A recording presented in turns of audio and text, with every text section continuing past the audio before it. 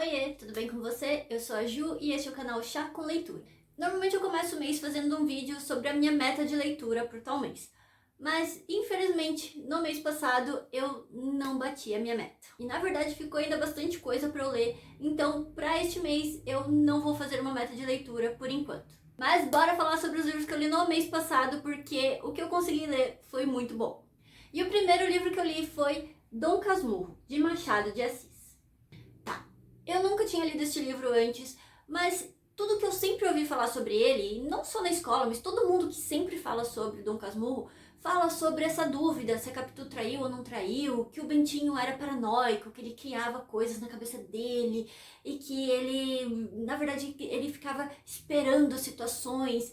Enfim, eu comecei este livro com a ideia fixa de ir totalmente de coração aberto, de entender os personagens, para não ser, como se diz, para não ser preconceituosa logo de cara. Então, eu comecei o livro querendo aceitar os personagens, mas ainda assim com uma predisposição a gostar muito da Capitu, porque eu via ela como uma personagem que foi maltratada, que ela foi injustiçada, e eu queria dar justiça para ela. Então mantenha essa informação em mente pra gente usar depois, porque agora eu vou fazer um pequeno resumo da história por caso de alguém não conhecer. Dom Casmurro segue a história de Bentinho, o filho de uma família rica que estava prometido para ser padre. Devido a alguns problemas que a mãe dele teve, quando ele nasceu, ela ofereceu ele a Deus, fez essa promessa e ele ficou sabendo disso e achou normal, ele realmente estava disposto a se tornar padre, tanto que ele cresceu brincando de padre, fazendo missas e tudo mais. Durante essas brincadeiras, ele contava com a vizinha dele, a Capitu, que era uma menininha um pouquinho mais nova do que ele, mas como a idade era praticamente igual, eles cresceram juntos como melhores amigos. Mas logo no começo da história, quando o Bentinho já é adolescente, ele fica sabendo, ele ouve as pessoas falarem que ele gosta da Capitu. E esse momento foi uma revelação para ele, porque ele não sabia que ele gostava dela. A partir dessa revelação, ele fica obcecado por ela. Até aquele momento, o momento anterior, ele era só amigo dela. Ela era uma menina, uma vizinha normal. Mas a partir do momento que ele descobriu que ele gostava dela, ele não conseguia pensar em outra coisa a não ser nela. Felizmente para ele, ele descobre que ela também gosta dele. Mas, infelizmente, ele ainda tem essa promessa da mãe dele de que ele se tornaria padre. Mas, como ele é um rapaz muito afortunado, ele pode contar com a ajuda da Capitu, que é uma menina muito esperta. Então ela ajuda a fazer planos, ela acalma ele, ela tenta manipular as pessoas, pede ajuda para as pessoas certas, para eles tentarem se livrar dessa promessa da mãe dele. E para não ficar entrando em detalhes, eu só vou dizer que eles acabam conseguindo fazer ali um meio termo. O Bentinho vai para a escola de padres, mas se ele vai ou não se ordenar, depende dele no final desse período de curso, se ele quer ficar ou não. No final, depois de alguns anos na escola, Bentinho realmente decide que ele não quer ser padre, surpreendentemente. Então ele volta para casa e a mãe dele arranja uma outra criança para ficar no lugar dele, que é uma criança que queria ser padre, mas que não tinha ajuda financeira para tanto. Então a promessa foi cumprida e agora o Bentinho está livre. Mais do que isso, a Capitu conseguiu se tornar uma criatura muito benquista na família. Ela já era como amiguinha do Bentinho, mas com o passar do tempo, a ideia de que o Bentinho e a Capitu se gostassem começou a parecer bastante atraente para a mãe dele também. Ela começou a gostar muito da ideia de que os dois se casassem. Novamente o Bentinho se ausenta para estudar, mas dessa vez para ser advogado, ter uma profissão. E dessa vez ele está muito feliz porque ele tem a promessa de que quando ele voltar, ele vai se casar com a Capitu. E os primeiros anos de casamento deles são maravilhosos, eles são extremamente felizes, eles são muito unidos e não tinha nada para dar errado, certo? Eu esqueci um detalhe. Enquanto o Bentinho estava na escola de padres, ele conheceu um rapaz lá. Um rapaz muito bonzinho, muito legal, que a família inteira dele adorou e que também acabou não se tornando padre. Esse rapaz, logo depois que ele decidiu não se tornar padre, acabou abrindo um negócio com a ajuda do Bentinho. E esse negócio acabou se tornando muito vantajoso, muito rentável e ele ficou bastante bem de vida. Além disso, ele se casou com uma amiga da Capitu, que elas eram amigas há muitos anos. E, inclusive, a mãe dessa menina era muito parecida com a Capitu, apesar delas não terem nenhuma relação de sangue. Então foi muito natural que esses dois casais acabassem se tornando muito amigos também. Eles acabaram comprando casas muito próximas e viviam um na casa do outro. Depois de muitos anos de casados, muitos anos tentando ter filhos e não conseguindo, eles finalmente conseguem essa bênção e têm um menininho. O menininho é a coisinha mais fofa, ele é muito inteligente, ele é muito bonito. E ele também se parece muito com o tal amigo do Bentinho. Bom, vou parar por aqui porque o livro todo revolve em torno do relacionamento deles, do Bentinho com a Capitu. Todo ele é visto pelo ponto de vista do Bentinho, que na verdade está relembrando da vida dele. O livro começa com o Bentinho já bem mais velho e relembrando tudo o que aconteceu na vida dele. Então a gente começa ele lembrando dos momentos de infância, como a família dele se tornou amiga da família da Capitu, o relacionamento deles, todas as tramóias que eles tiveram que fazer para conseguir se casar. E depois, tudo o que aconteceu e todas as consequências, como ele acabou sendo o Dom Casmurro. Agora, lembra que eu falei lá no começo que eu peguei este livro com o coração super aberto, querendo acolher esses personagens e de fato entender cada motivo, cada razão que eles davam aqui. Isso é verdade. Mas eu vou te dizer que no momento que a Capitu apareceu, eu não gostei dela. Sério, não há implicância. Como eu disse, eu realmente queria gostar desses personagens. Eu vim com a mente super aberta. Mas cada coisinha que ela fazia, ali nos primeiros capítulos, quando ela faz as maquinações dela, como ela dissimula os comportamentos dela, tudo que ela fazia meio que soava um alarme no cérebro. Não tem um momento aqui em que ela aparece, coisinhas pequenas, bobas, que você fica pensando, mas isso é ela mesmo? Ela é tão dissimulada que até nos momentos mais bobos a gente não sabe se é real ou não. Então, eu tenho que dizer que eu não entendo quando as pessoas dizem que ficou a dúvida se ela traiu ou não o Bentinho. Porque pra mim parece muito óbvio que ela traiu. Ah, Ju, mas você é tão paranoica quanto o Bentinho. Eu sou, mas o Bentinho não é, gente. Ele não é paranoico, porque se sou eu, se eu chego em casa e... Vamos supor, você é homem. Você e sua esposa iam ao teatro. Mas no dia, infelizmente, ela tá muito mal, ela não pode ir. Mas ela insiste que você vá, porque ela quer que você se divirta. E não tem nada que ela possa fazer, ela só vai dormir e esperar passar. Então você vai, mas você volta mais cedo, porque você está preocupado com ela, você é um bom marido, então você volta mais cedo. E assim que você chega na sua casa, você encontra o seu amigo, entrando lá para as partes dos quartos da sua casa. E a sua esposa, milagrosamente, já está muito bem. Graças a Deus. Um momento atrás ela estava morrendo, mas agora tá tudo bem. Pro Bentinho, essa situação foi normal. O amigo disse que foi lá para conversar com ele sobre um assunto e foi entrando. E tá tudo certo. Gente, se sou eu, na minha cabeça eu já ia estar pensando trocentas, já ia estar revendo a minha vida inteira com essa mulher para saber o que tá acontecendo. Mas pro Bentinho não. Ah, senta aí, amigo, vamos tomar um café e resolver esse assunto então. Depois disso, tem várias outras situações que podem ou não ser coisa da cabeça do Bentinho. Mas o fato é que ele só começou a prestar atenção nessas coisas quando ele percebeu que o filho dele era a cara do tal amigo. E não só fisicamente, o garoto também tinha trejeitos e preferências que o amigo também tinha. E isso meio que fez soar o alarme, finalmente, na cabeça do Bentinho. E, infelizmente, por esse tempo, o tal amigo tinha morrido. Mas ele conseguiu confrontar a Capitu. E o que ela fez? Ela simplesmente chamou ele de louco. Ela não negou em momento nenhum. Ela simplesmente chamou ele de louco, deu risada e não resolveu o assunto. Gente, de novo, se só alguém me fala que eu traí, eu ia ficar, como é que é? Calma aí, a gente vai resolver isso agora. O que você tá falando? E ela simplesmente, não, você tá louco. E acabou aí. A solução dela para os problemas foi tentar se livrar da criança. Ela queria mandar a criança para um colégio interno. Minha filha, o problema não é criança, é você. A criança fez nada de errado, foi você. Por que a criança que tem que ser mandada embora? Enfim, os dois únicos motivos pro Bentinho nunca ter tido certeza se ela traiu ou não ele foi o fato de que ela nunca confirmou, também nunca negou, e ela nunca foi pega.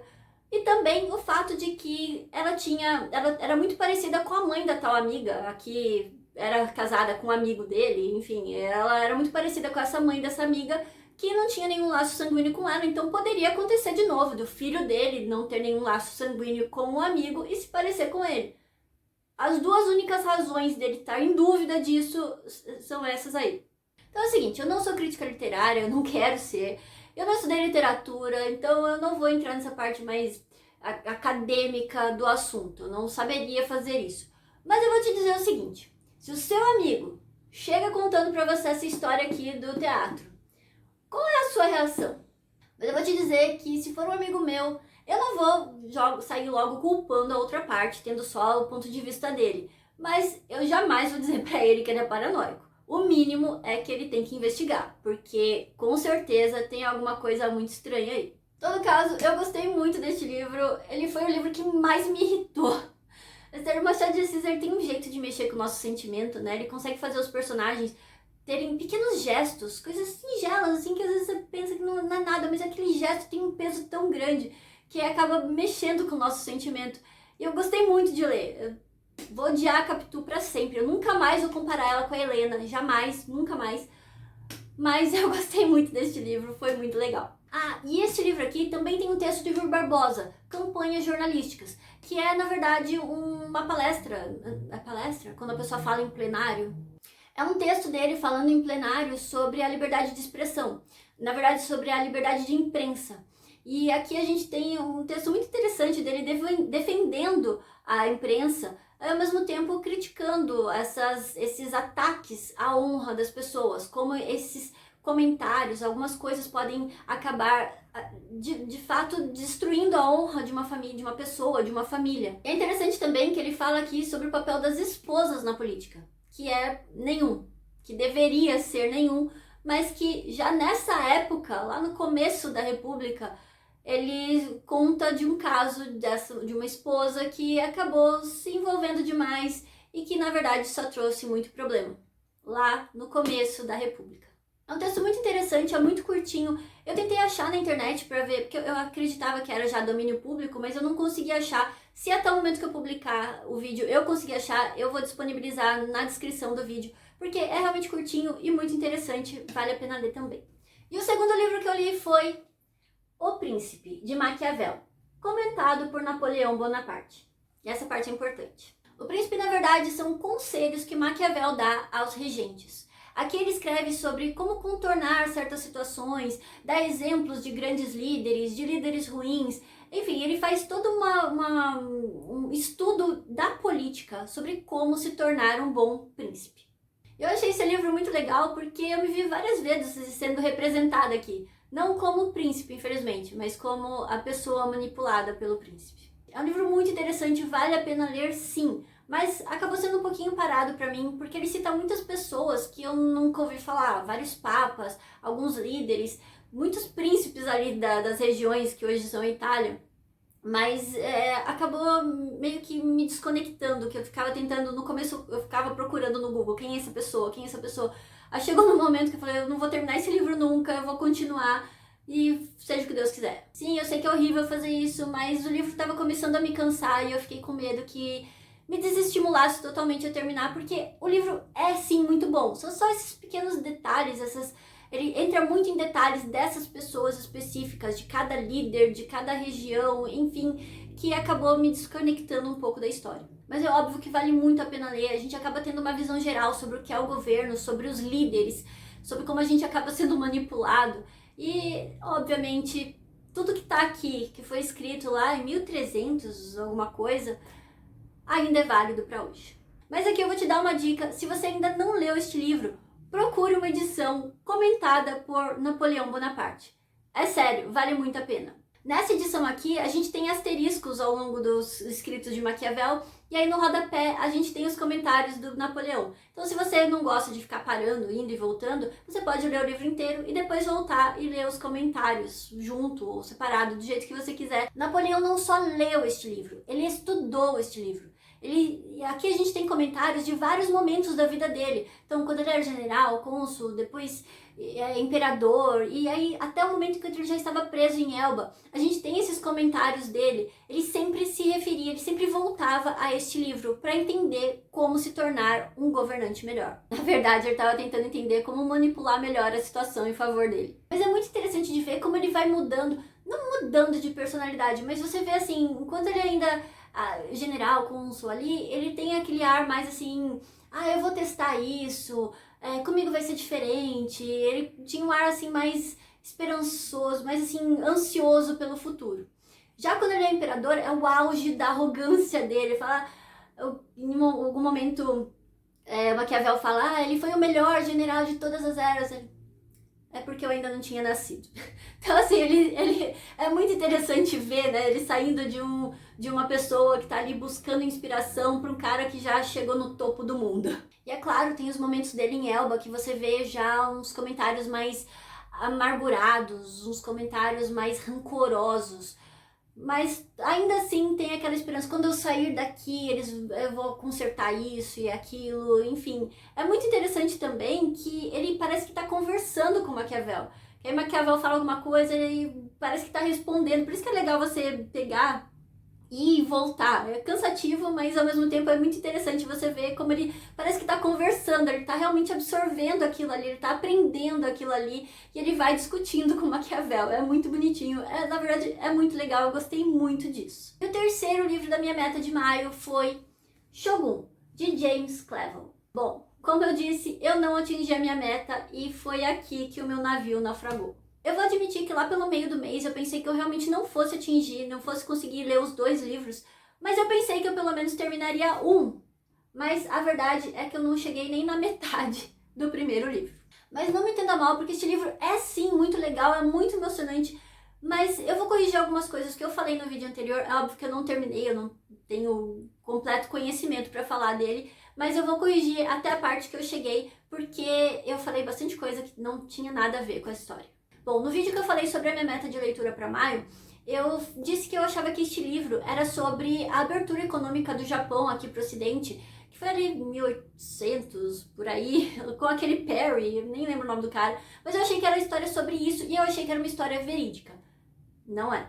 Este livro começa em 1600 e apesar dele ser baseado em vários personagens reais muito famosos da época e em situações que realmente aconteceram, o livro em si é uma obra de ficção. A gente começa seguindo Blackthorn, um piloto inglês, mas que foi contratado pelos holandeses para conseguir derrotar o comércio espanhol e português. No primeiro capítulo, no prefácio, a gente tem uma história muito Moby Dick. A gente tá no meio de uma tempestade, as pessoas estão morrendo. Na verdade, elas já estavam doentes, porque eles estavam no mar há 2 anos e as pessoas já estavam morrendo de escorbuto. Mas mesmo assim veio a tempestade e a gente morrendo pra todo quanto é lado, e enfim, é muito emocionante. Depois da tempestade, eles acabam parando nas praias japonesas. E essa não foi a salvação deles, mas o começo dos problemas. Ao longo da história, a gente vai descobrindo que este navio, na verdade, era parte de uma frota de 5 que a companhia holandesa tinha mandado porque eles queriam vencer a opressão da Espanha e de Portugal. Eles queriam começar a fazer comércio na Ásia. Eles acreditavam que lá estava todo o ouro que eles precisavam, que eles iam ficar muito ricos se eles conseguissem abrir esse comércio. E é muito interessante que a gente vê toda a situação política da Europa nessa época. Eu li pouco mais de 200 páginas, eu ainda não cheguei na página 300, mas ainda assim a gente consegue ver as rixas ali, Portugal, Espanha, Inglaterra e a Holanda, que eu não tinha noção dessa parte, mas eu achei também muito interessante como eles acabaram se tornando vassalos do rei de Portugal e como eles tentaram de todos os jeitos se livrar desse governo que eles não queriam. Outra coisa muito interessante nesse livro é justamente o Japão. Porque, olha, eu vou dizer pra você que eu cresci assistindo anime, lia mangá, então assim, um pouco da cultura a gente acaba tendo contato. Mas não é nada do que eu esperava lendo este livro. Neste livro, além da gente descobrir um pouco sobre a história do Japão, sobre as divisões, né, de classe, sobre os samurais, a questão de honra, a higiene, que é um ponto muito importante aqui. Além de a gente descobrir tudo isso, a gente acaba descobrindo também sobre como o pensamento das pessoas do Japão era diferente do pensamento das pessoas da Europa. De novo, essa é uma obra de ficção, eu não vou dizer que o que está aqui é completamente certo, mas é muito interessante você ver por exemplo, o Blackthorn e o Yabo, que é um personagem aqui meio que do mal, por enquanto, pelo menos. Eles vendo a mesma coisa e cada um com um pensamento totalmente diferente um do outro. Bom, como eu não terminei o livro ainda, eu não vou dizer se eu gostei ou não gostei, porque daqui pro final pode muita coisa mudar. Mas até agora eu posso te dizer que o livro está sendo muito empolgante. Tem muita coisa interessante aqui. Os personagens são muito interessantes, a gente tem toda a visão política do Japão, que estava passando por um momento bastante conflituoso quando a história aqui começou. A gente tem também a história da Europa e tem muito jogo político, muita maquinação. É um livro que não deixa, a gente não fica parado na história. Sei que pode não parecer porque eu não terminei o livro, mas é sim um livro muito empolgante e muito interessante. Mas infelizmente maio foi um mês caótico e junho, pelo jeito, também vai ser um pouquinho caótico pra mim. Então talvez Shogun seja até o meu único livro da meta de junho. Bom, é isso. Esses foram os livros que eu li no mês de maio. Eu gostei muito de todos eles. Infelizmente, eu realmente acabei não tendo aquela constância na leitura, que era uma coisa que eu tava super feliz de ter conseguido manter desde que eu abri o canal aqui. Mas, ao mesmo tempo, eu não quero ficar me cobrando muito, porque eu abri este canal justamente para me incentivar a ler mais, para eu voltar a ter esse gosto pela leitura. Eu não quero que isso se torne uma obrigação, um trabalho. Então, eu tô feliz de ter lido o que eu li e tá muito bom. Se você já leu esses livros ou algum deles, me conta nos comentários o que você achou. Muito obrigada por ter assistido até aqui. Espero que você tenha gostado do vídeo. Se gostou, me dá um joinha e se inscreve no canal. Um beijo, até o próximo vídeo.